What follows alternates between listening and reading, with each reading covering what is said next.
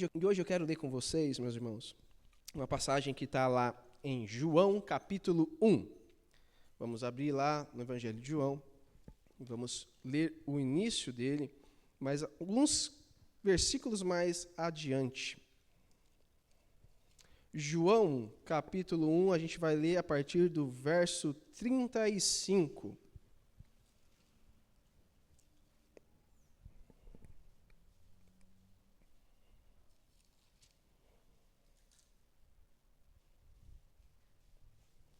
Quem encontrou diz amém.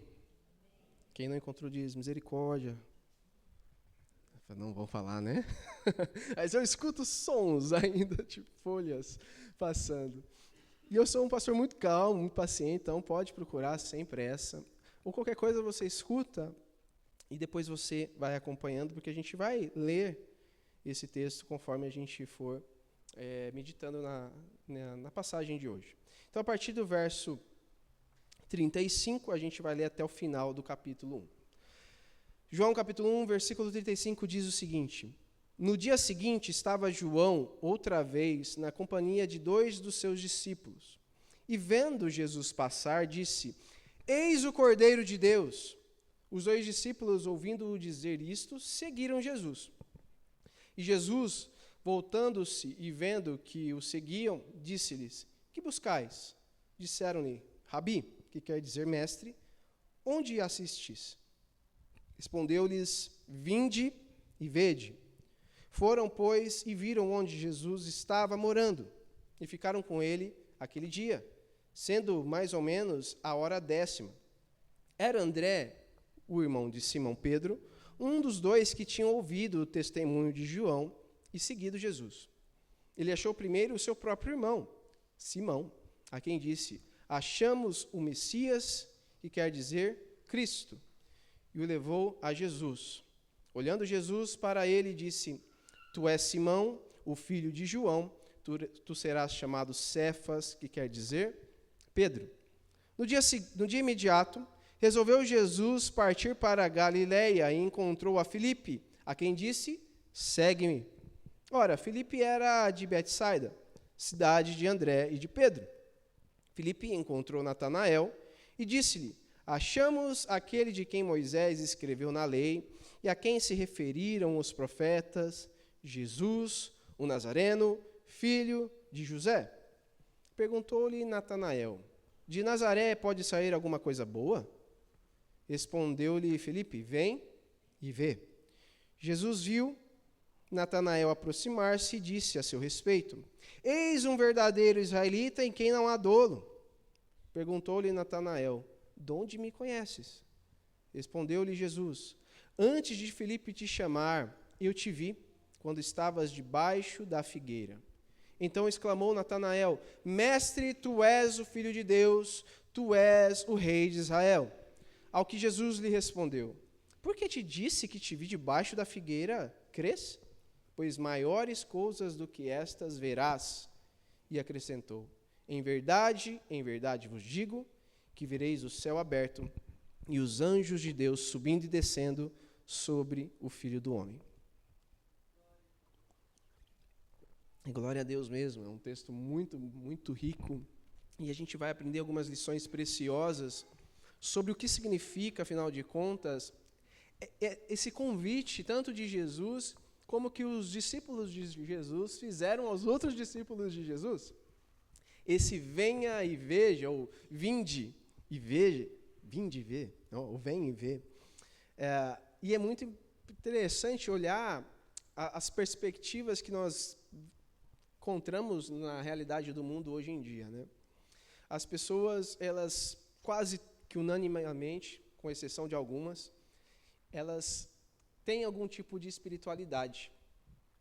Só que é aquilo, né? Eu tenho uma espiritualidade, mas eu não tenho uma religião. Eu vou direto na fonte. Eu ouvi recentemente isso de uma pessoa que eu conheci aleatoriamente. Eu vou direto na fonte, eu não preciso de um intermediário. Por isso que eu não vou para padres, eu não vou para pastores, eu não vou para nenhum tipo de guia espiritual. E isso tem sido bem aceito na cultura, né? Eu tenho uma espiritualidade, mas eu não tenho uma religião. Por outro lado, o oposto também é algo que se chama muita atenção na nossa cultura. Eu tenho uma religião e, portanto, tenho uma maior espiritualidade. Como eu vou à igreja, como eu vou nos encontros, seja lá de qual for a espiritualidade de alguém, eu sou mais espiritual do que aqueles que dizem ser espirituais, mas não têm uma religião.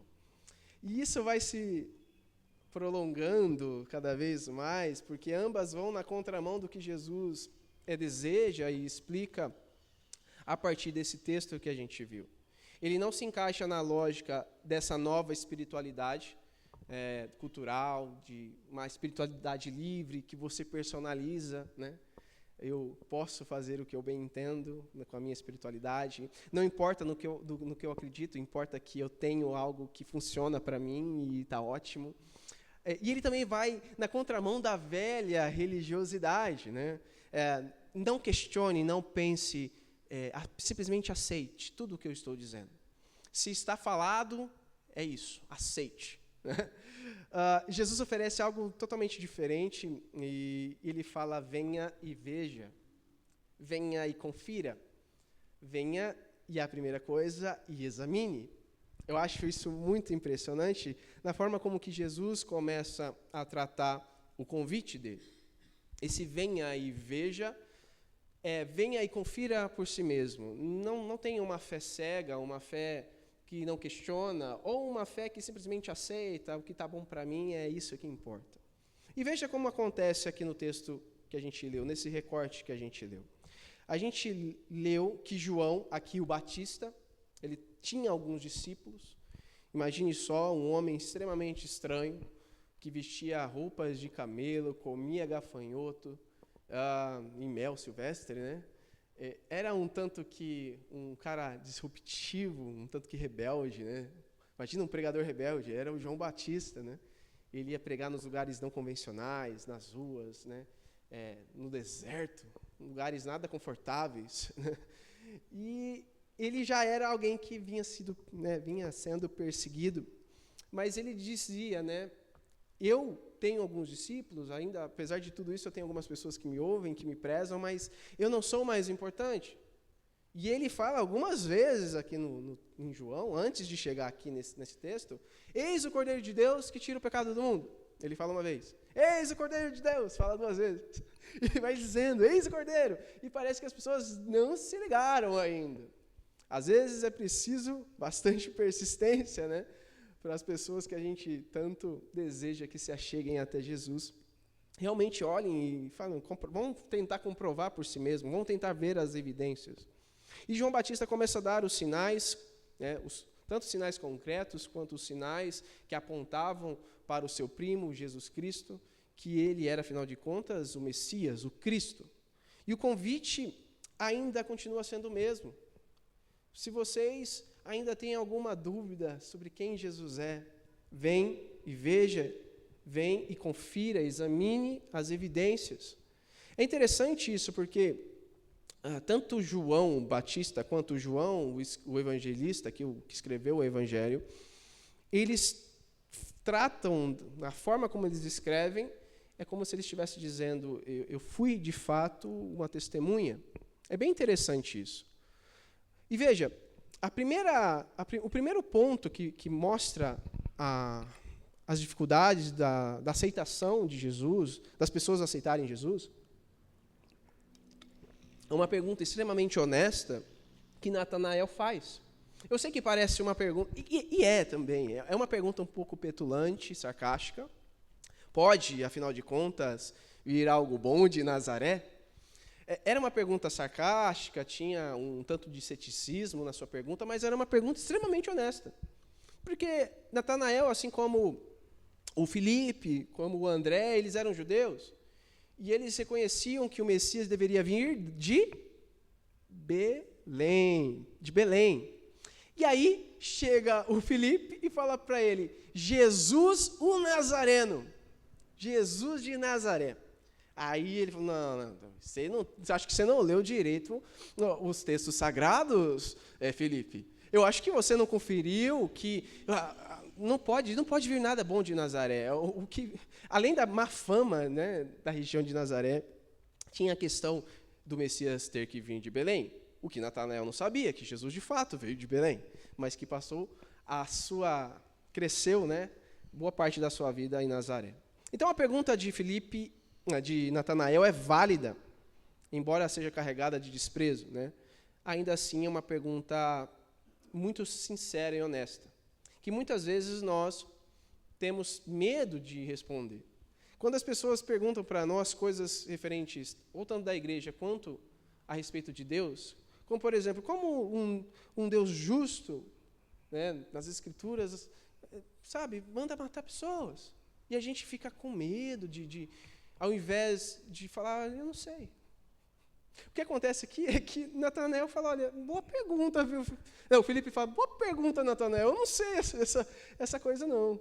Mas que tal a gente ir lá descobrir? Que tal a gente conferir as suas palavras e nós mesmos, juntos, chegarmos a uma conclusão? Parece que Felipe ele tem uma postura humilde, mas ainda assim confiante. Eu ouvi as palavras dele, Natanael, não são palavras comuns. Vem que veja, vamos lá e ver as evidências, vamos examinar isso. A sua pergunta é muito boa, mas eu não sei responder, mas vamos lá ver. Então, ao invés de nós ficarmos espantados e tentarmos nos esquivar de perguntas difíceis, reconheça, não sei responder isso, mas vem e vê. Vem e confira. Existem muitos tipos de perguntas que o mundo faz com essa roupagem semelhante com a de Natanael. Como eu acabei de dizer, como pode um Deus bom permitir sofrimento? Como confiar em um Deus que deixou o mundo ficar desse jeito, né? E aí, nós temos Jesus dizendo e nos convidando, pense, avalie, examine, veja por si mesmo. Então, é muito importante a gente ter isso em mente. É um convite para as pessoas participarem do que a gente tem vivido. Natanael, ele não fala para Felipe, vem ver uma coisa que eu não sei, de uma pessoa que eu nunca ouvi falar. Vem ver porque eu tenho visto que ele é incrível. Ele é um convite para uma historicidade, para um testemunho real. Isso é muito importante. João escreve de uma forma que naquele tempo era muito incomum. Na verdade, é praticamente muito raro mesmo, quase não acontecia.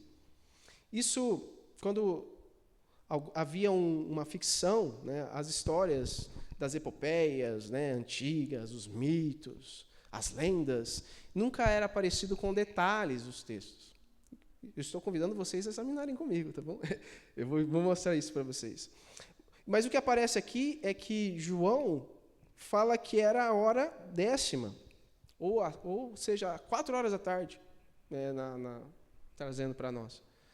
Ou seja, eu estava lá às 4 horas da tarde e vi isso. Mais ou menos isso que João, do evangelista, está falando para nós. Vem e confira, né? Então, só resta 2 possibilidades para nós aqui, diante do texto bíblico, diante desse convite. O primeiro é, e eu espero que vocês estão nesse primeiro, crer que os relatos da palavra de Deus, a presença de Deus, tudo que Deus tem feito, são realmente fidedignas, de confiança. As pessoas que escreveram isso eram pessoas próximas de fato de Jesus. João andou com Jesus, era o discípulo amado de fato. Ou a gente pode dizer que é uma enorme e sofisticada invenção, uma fraude literária. João nunca esteve na hora 10ª vendo isso tudo acontecer. Ou a gente realmente, mais uma vez, é convidado a examinar com acuridade, ver e chegar até Jesus para conferir. Não, realmente. Se eu fosse defender a Bíblia aqui, nossa, a palavra do Senhor tem mais evidências do que qualquer outro texto grego, do Platão, que você quiser, aí, do Aristóteles. Tem muito mais cópias idênticas do que esses textos. Existem mais de 120 testemunhas viram Jesus sendo assunto aos céus, e tantas outras morreram no decorrer dos milênios, aí, dos 2 milênios de existência, desde que Jesus foi assunto aos céus. Muitas pessoas morreram, ou elas morreram realmente por alguma coisa que elas insanamente acreditaram, ou de fato elas foram e conferiram, e assim como muitos têm feito no decorrer da história, têm uma fé sólida em um Deus que se mostrou de forma muito, muito sincera a todos nós para confiarmos no que Ele tem feito.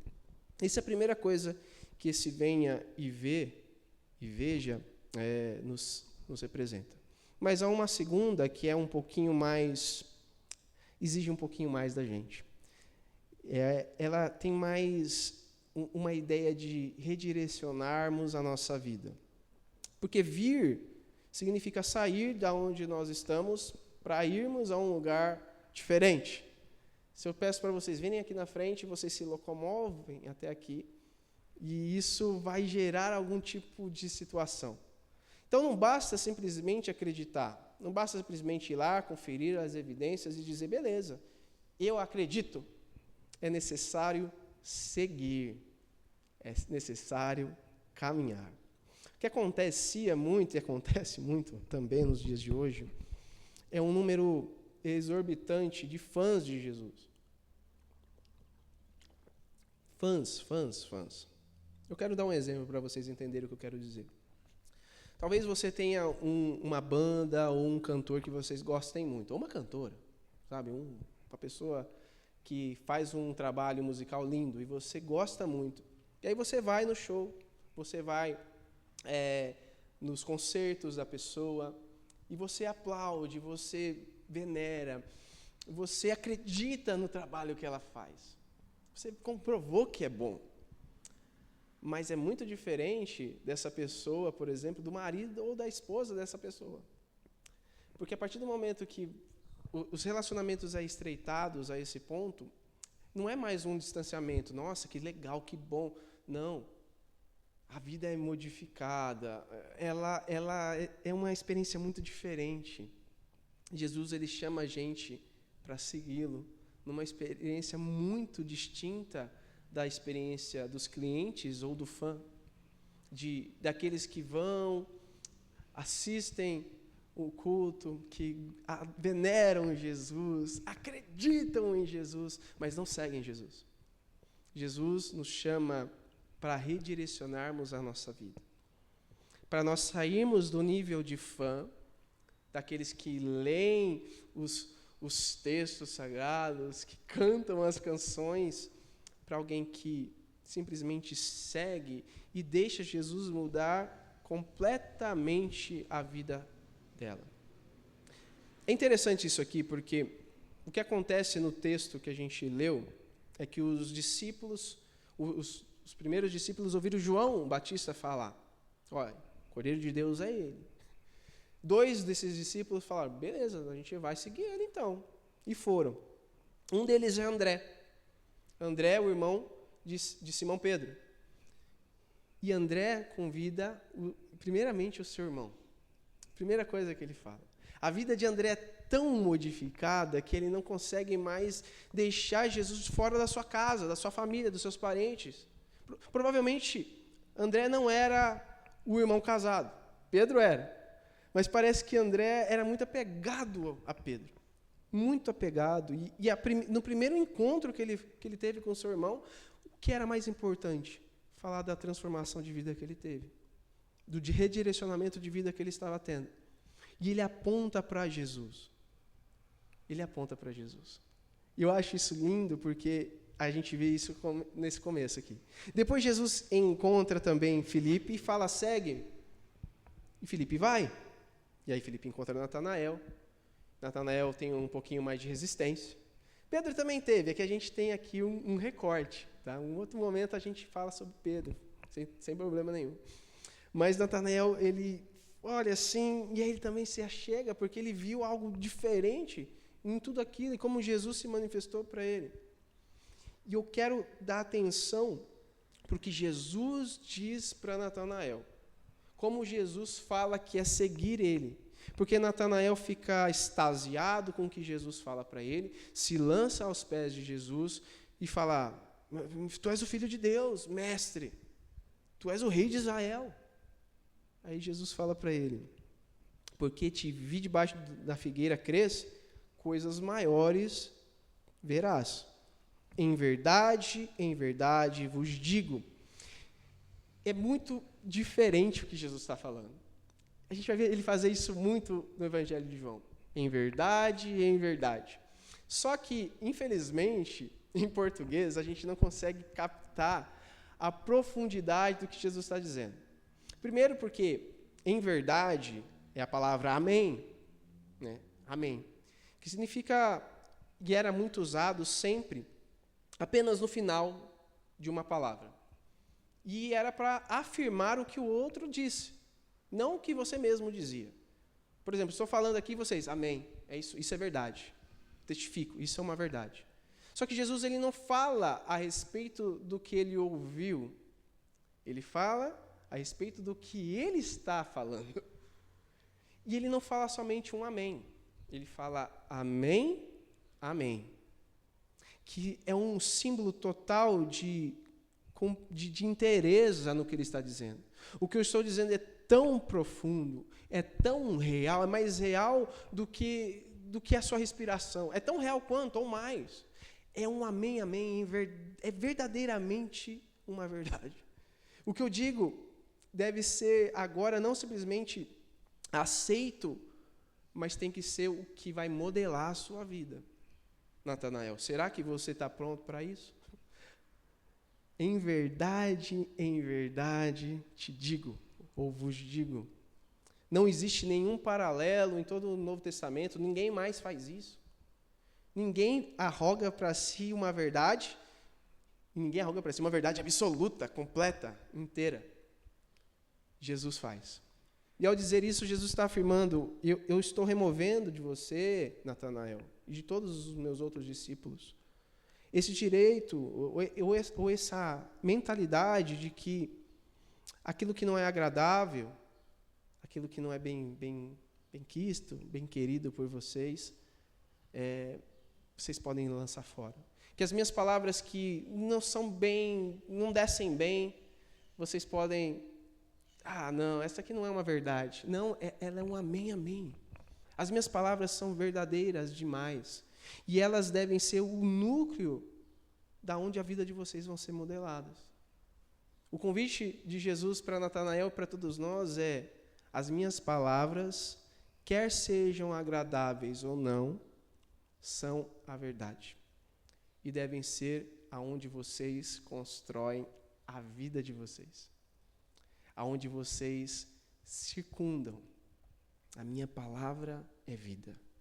É uma verdade sem nenhum precedente. Jesus reivindica uma autoridade total sobre a vida dos seus discípulos. Vocês querem me seguir? Tudo bem. Vem ver. Mas saibam que a minha palavra é uma verdade sem igual. Não é algo opcional. É um convite radical de serviço a Jesus. E nós não estamos acostumados a esse tipo de palavra também. Nós imaginamos que esse amém, essa verdade que Jesus está dizendo, pode ser uma verdade que nós excluímos algumas coisas. Jesus disse isso, mas ele vai entender. Jesus disse isso. Estou seguindo Jesus. Eu confio no que ele falou. Eu examinei, eu fui ver. Mas ainda tem algumas coisas que não me desce bem. Tudo bem. Tem coisas que, para mim, na palavra, são difíceis também de serem ingeridas, de serem assimiladas, mas, meus irmãos, é a vida, é a verdade. É o nosso único caminho. E o que Jesus diz é algo extraordinário. Mas eu vou falar disso mais para o final, do que ele está afirmando para Natanael aqui. Então, em primeiro lugar, vir e crer é confiar no testemunho de Jesus. Confiar no testemunho dos seus discípulos. Ir e examinar. Em segundo lugar, vir também é seguir, sem precedentes, sem asterísticos, letras miúdas. É aceitar, mas não simplesmente aceitar e pronto. É um aceitar de inteireza, de todo o coração. É se envolver em um relacionamento pessoal e real com Jesus. Porque em um relacionamento real com uma pessoa, ela vai te confrontar. Com uma pessoa imaginária, não. Ela vai te aceitar e vem cá. Mas Jesus confronta. se nós não nos sentimos confrontados por Jesus, frustrados por Ele, se nós não percebemos que Ele nos proíbe de muitas coisas, sim, Ele vai nos alegrar, Ele vai nos confortar, mas Ele também quer nos modificar, nos transformar. Então, talvez nós ainda não nos encontramos com um amém, amém. Nós estamos nos encontrando com uma verdade relativa. Nós ainda não encontramos com Jesus que se manifesta aqui para nós. Ele mexe no mais íntimo do nosso coração. E é isso que nós devemos, de todo o coração, desejar, que a palavra nos refaça e nos remodele de acordo com o seu bom desejo. Seguir Jesus é muito além de se participar do fã-clube dele. Inclusive, conversando com um rapaz de universidade, ele disse exatamente isso. Jesus é legal, ele é um cara legal. Se bem que ele não estava querendo seguir Jesus, só para vocês entenderem onde eu quero chegar. Jesus é um cara legal, eu só não gosto do fã-clube dele. Falei, cara, eu não sou do fã-clube dele, embora eu goste muito dele, assim, poderia até dizer, ele é demais. Eu sou um discípulo dele, muito diferente. E é difícil para muitos de nós entendermos o que isso simboliza, quando nós ainda não passamos a barreira do eu confio, eu acredito que Jesus é real, não, eu sigo Jesus. Uma coisa interessante nisso tudo que eu estou falando é que vir e ver também é compartilhar com outros. Eu já até citei aqui por cima, João Batista leva André, André leva Pedro, Pedro, por sua vez, leva 3.000 pessoas de uma só vez. Imagina se André falasse, não, meu irmão casado, deixou a casa faz tempo, nem quero saber dele, tá? Deixa ele cuidar da vida dele, eu cuido da minha, eu com Deus aqui, eu com Jesus, tá tudo ótimo. Graças a Deus que André entendeu que seguir Jesus, vir e ver, é convidar outros a fazer o mesmo. Felipe faz isso com Natanael, e Natanael com certeza fez isso com outros, e assim vai. O nosso convite do vir e ver é, gente, vamos caminhar junto, vamos descobrir as coisas juntos, vamos seguir essa trilha em coletividade. A gente às vezes pensa que seguir Jesus é um caminho ermo e solitário. Nós pastores, eu falo com um pastor, a gente tem essa tendência de se fechar e tentar caminhar sozinho, sabe? Nem entre nós existe uma confiança muito grande. E aí a gente vai se fechando e a gente parece que não percebe o que acontece com todos os discípulos de Jesus. O que acontece com todos os discípulos de Jesus é que, por mais difícil que seja caminhar com outros, seguir Jesus é convidar outros a ir e ver também. A maioria de nós, eu tenho certeza disso. Quer ver? Quantos aqui chegaram até Jesus por meio de um amigo? Pode levantar sua mão se você fez isso. Só um. Quantos chegaram por meio da família? Então, vai. Melhorou. Isso tudo é muito bom, que mostra que ninguém chegou por Jesus como, por exemplo, Paulo, que é uma das poucas pessoas que Jesus se encontrou quando ele não tinha nenhuma pessoa para falar para ele, que ele estava lá, duro, firme, não quero saber de Jesus, e aí Jesus derrubou ele. Mas o contrário disso é todo mundo vem ver. Pode ter sido sua mãe, pode ser seu pai, pode ter sido um irmão, pode ter sido um parente seu, um primo, pode ter sido um amigo, como foi no caso do Elcio. O importante é que a gente caminhe essa jornada do lado de pessoas. Essa jornada não é possível ser trilhada sozinho. Isso do vir e ver aponta para nós que sozinhos nós somos realmente muito mais fracos. Vamos ficar na metade do caminho e talvez você e eu precisamos nesse momento lembrar de alguém que talvez tenha alguns dias que não vem à igreja e mandar uma mensagem: meu irmão, minha irmã, tenho sentido a sua falta. Você precisa vir e ver comigo o que Jesus está fazendo. Eu quero caminhar com você, eu quero andar do seu lado, eu quero fortalecer a sua fé. Talvez você possa fazer isso essa semana, me ajudando aí a convidar e a incentivar outras pessoas. Talvez você precise fazer isso com alguém na sua casa, como André fez com seu irmão. Talvez você tenha que fazer isso com algum amigo seu muito, muito querido, como Felipe fez com Natanael. Talvez você tenha que fazer com um completo desconhecido, como Jesus fez com Felipe. Mas o importante, meus irmãos, é que a gente propague, vem ver. Jesus não tem ninguém como ele. Mas em último lugar, o vem e veja também vem, então se maravilhe, vem, então contemple a beleza da pessoa mais formosa que existe, Jesus. Há coisas que as palavras que a gente tenta falar não conseguem transmitir. Eu sou um cara, gosto muito de falar, né? Eu acho que vocês percebem. E eu escrevo música, eu gosto de literatura, umas coisas bem assim, né? Bem nerd, né? Então, eu gosto muito das palavras, acho que as palavras têm um poder, elas têm um peso, elas têm uma importância. Jesus, Deus, nos deixou uma palavra para a gente ser guiado. A palavra tem importância, mas tem momentos que as palavras não são capazes de transmitir o que a gente sente ou o que a gente quer passar. E é exatamente isso que acontece aqui. Por exemplo, Filipe, ele tenta transmitir para Natanael algo grandioso, uma pessoa sem igual. Ele tenta explicar algo que não tem limite, com as suas palavras limitadas. E aí, então, ele tenta. Natanael fica meio assim, desconfiado. Então, ele tem que ouvir o que o próprio Jesus diz para ele. Jesus diz para ele o seguinte, no versículo 50. Porque te disse que te vi debaixo da figueira, crês? Pois maiores coisas que estas verás. Você ouviu uma palavra minha que te vi em tal lugar, mas você vai ver coisa muito maior. Jesus, ele nem se dá muito ao trabalho de explicar o que essas coisas seriam, embora ele vai fazer isso um pouco no final, mas o que ele aponta claramente é que existe muito mais para acontecer na caminhada, na aventura que Jesus nos convida.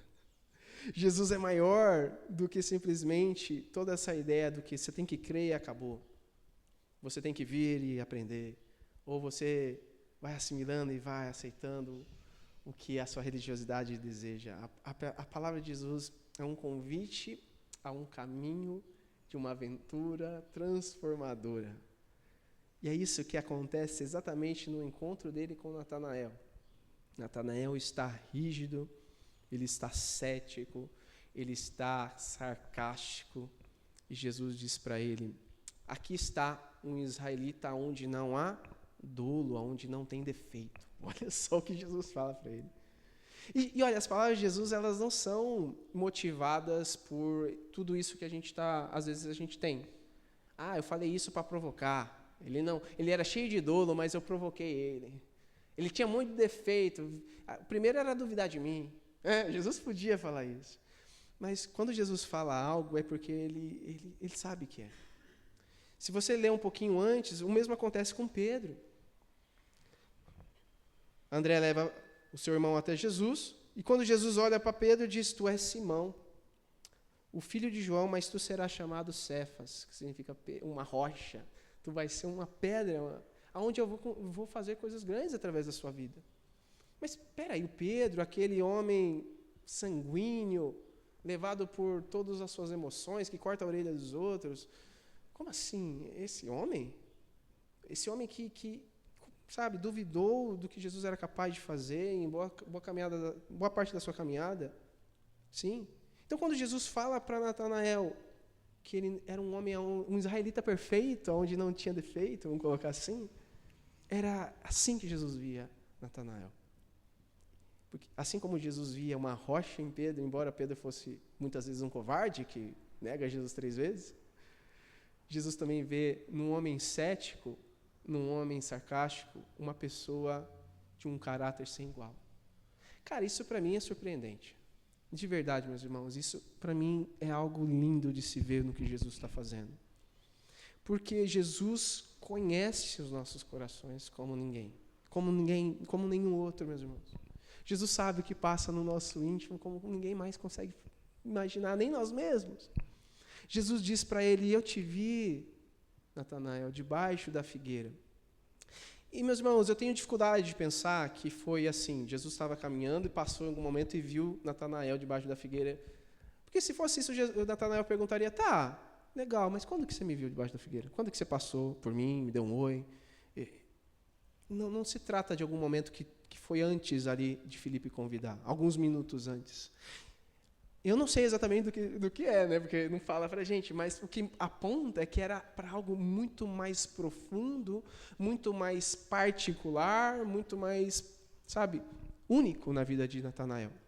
Ficar debaixo da figueira talvez fosse algum momento onde Natanael estava se derramando diante de Yahvé, diante do Deus verdadeiro.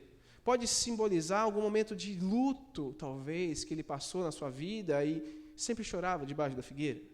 Eu não sei. Mas o fato é que era um momento que mais nenhuma pessoa no mundo sabia. Mas Jesus sabia. Eu te vi. Por isso que a reação de Natanael é tão explosiva e tão efusiva. Ele se lança e fala: Mestre, tu és o Filho de Deus. Tu és o Rei de Israel. E aí ele fala: você se ficou assim tão encantado porque eu sei quem você é? Você vai ver coisas maiores, e aí Jesus aponta justamente para as coisas maiores. Não é só porque Jesus conhece profundamente as nossas almas, como ninguém conhece. Sabe os nossos temperamentos, sabe o que nos irrita, o que nos alegra. Não é só porque Ele sabe mais do que nós mesmos quem somos, mas é porque Jesus é capaz de transformar e de apontar para as grandes coisas que Ele está fazendo.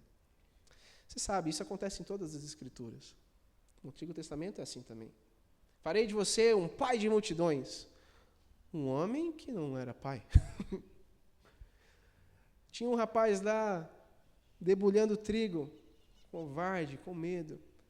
Você é um homem valente. Como assim? Jesus transforma pessoas pelo aquilo que Ele as chama. Se Jesus fala que você é amado, você é o mais amado. Se Jesus fala que você é uma pessoa desejável, que Deus te planejou, essa é a verdade. E aí Jesus aponta então para o que Ele vai fazer no versículo 51. Em verdade, amém, amém, vos digo que vereis o céu aberto e os anjos de Deus subindo e descendo sobre o Filho do Homem. Eu acho essa parte extraordinária. Jesus poderia dizer: você vai ver caminhando, mas Ele dá um pequeno spoiler do que representa segui-lo. Vocês verão os céus abertos e os anjos descendo e subindo, não simplesmente ao lado do Filho do Homem, não simplesmente com a ajuda do Filho do Homem. Jesus ele faz duas menções aqui bíblicas sobre quem Ele era. A primeira é a palavra Filho do Homem, que é muito dedicada em Daniel. Daniel falava muito Filho do Homem se referindo ao Messias prometido. Mas ele também se recorda de Jacó. Jacó que fugia para preservar sua vida do seu irmão Esaú, e num certo dia pegou um sono numa pedra, e ele teve um sonho de uma escada, vamos dizer uma escada rolante, por que não? De anjos subindo e descendo. E lá ele chamou de Betel, porque é a casa de Deus. O que Jesus está dizendo é: eu sou a escada, eu sou a porta, eu sou, afinal de contas, a promessa. A promessa de Daniel, a promessa feita a Jacó. Eu sou aquele que sustentou Jacó quando ele estava fraco. Eu sou aquele que protegeu Daniel no meio da Babilônia. Eu sou, afinal de contas, quem você precisa, Natanael. Eu sou a verdade. Eu sou a porta do céu. Todas as histórias da humanidade, todos os contos de fada apontam para mim. Mas não nenhum era uma vez, mas foi feito de verdade. O Filho de Deus se fez homem e visitou você quando você estava debaixo da figueira. Eu sei que é difícil para nós entendermos com profundidade o que significa venha e veja, mas em 4 formas, examine as evidências, reoriente a sua vida, convide outros a caminhar do seu lado e maravilhe-se com a pessoa de Jesus. Não existe nada tão igual a Jesus em nenhuma religião, ou espiritualidade subjetiva que você tenha tentado planejar para você.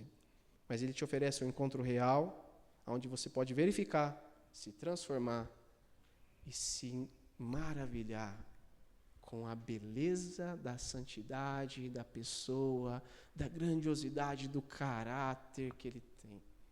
Você pode aprender a ser parecido com ele. Por isso o convite permanece para mim e para vocês. Venham e vejam. Venham e vejam. Não fiquem apenas pensando, será que Deus me ama? Vem e veja, prove do amor dele. Ele está te convidando e ele tem essa palavra para você e para mim. Quero orar? Feche seus olhos.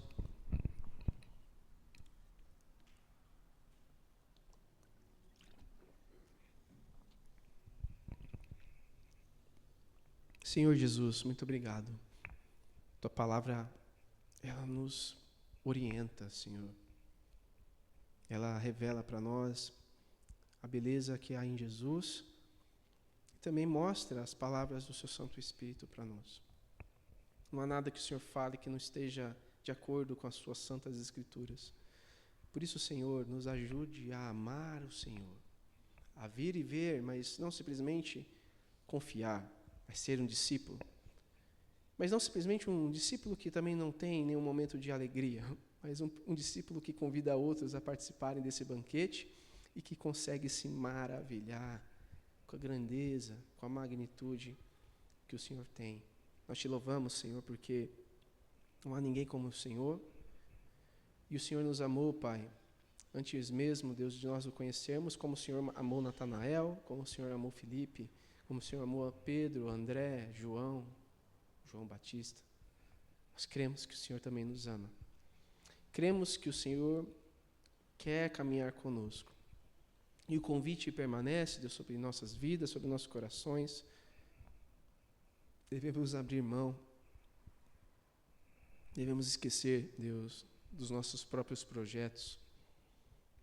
E é muito difícil, Pai, porque nesse encontro o Senhor pode quebrar nossas expectativas.